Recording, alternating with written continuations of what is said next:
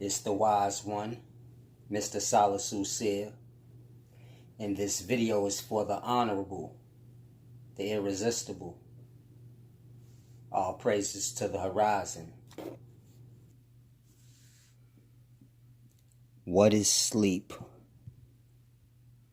Sleep is the Alpha, the Omega, the beginnings and the endings of what we call life. The dark void that you emerge from in the mornings, the same dark void that you return to at night. This is your sleep, your darkness. This is the creator, the feminine side, the going forth out of the void, the awakening out of that darkness. This is the Father, the going out from, the life coming back, you coming back, being received in by that darkness. This is the Mother.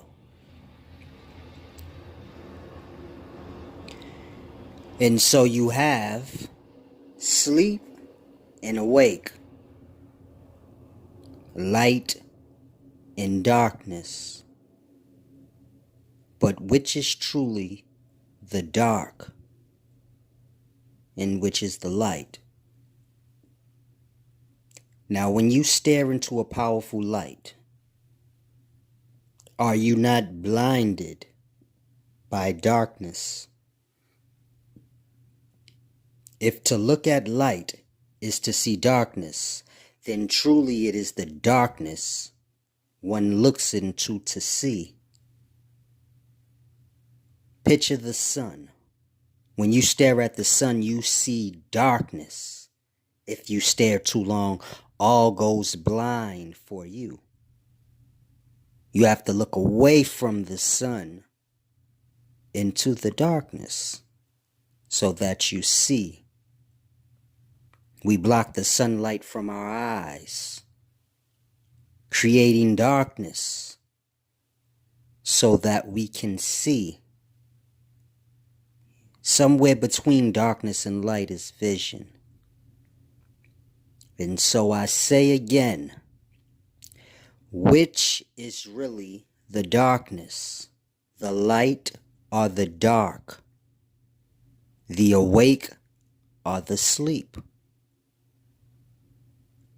From the inactive void, the darkness, the light and the life spring forth.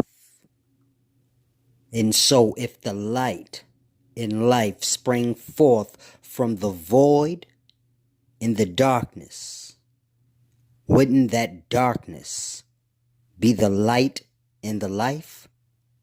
Being as though all the light and the life spring forth from it?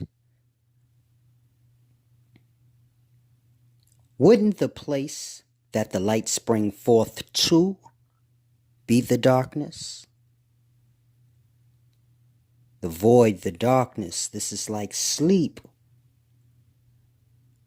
The life, the awakeness, this is life.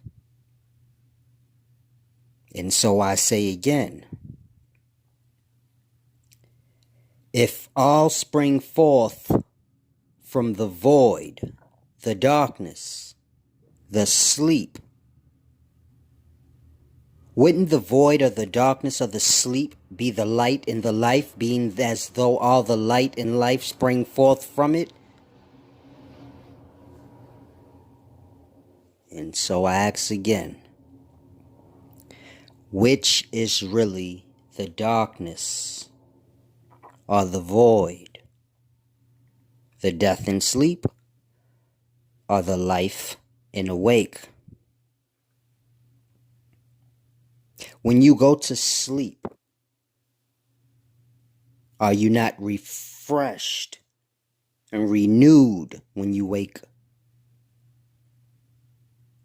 Does the sleep not refresh yourself? Does it not renew the self? And so again, how can the dark void beginnings be void if all spring forth from it, all being light and life? Does life and awakenness, does these things not drain and kill you? And so I want you guys to grasp, death or sleep is like a bungee cord, always pulling you back to the beginnings, to the Creator, which is that darkness, that void. But we only perceive it that way because we are separated from it, meaning we are the light and life that spring forth from that dark void, which is truly not dark and void, but it is the source of that light and life that spring forth from it. It is light, but all is perception. Once the light springs forth from the light into the darkness, it sees the source of the light as dark, no different than when a man looks at the sun and he sees the sun and it begins to blind him. And so he looks away into the opposite, the darkness, to see. It is in the darkness that we see. We call that darkness light and life. We call the sleep and the voided beginnings the death. But this is inaccurate. That sleep is the Creator restoring your life. Sleep is not sleep, it is life. This is why we all return to unconsciousness, or at the end of a life, death. Because this is the source of life, or the Creator still being present in the life, lest the light that sprang forth from that darkness would continue on, becoming so far away from its source that you get a duality. And so it's a deep thing. All that sprang forth from the dark voided beginnings is going dark. But its perception is that it is light. And the light that it sprang forth from is dark. All becomes crisscrossed. And so this is where you get that symbol of the cross from. It represents the falling life, which is also known as a sacrifice. Keeps the life going. But the Creator is always there, guarding over this life. This being your sleep.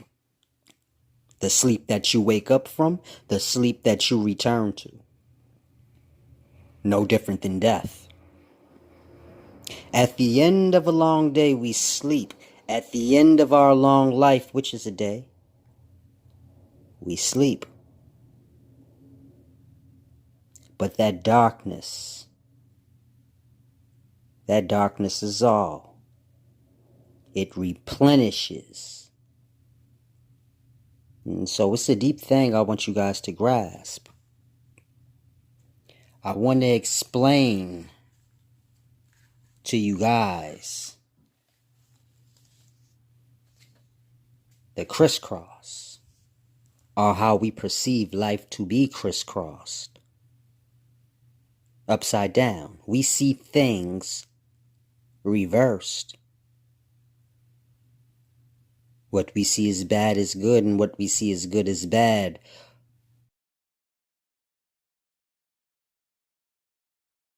Now at daytime you see heaven in its description. We all know the description of heaven. All the angels are of light, and all is light, and all is of one in a wholeness. At nighttime you see Sheol in its description. And so we all know Sheol is the bottomless deep, or the abyss that the angels who fell reside in, and they are falling, and there's no bottom.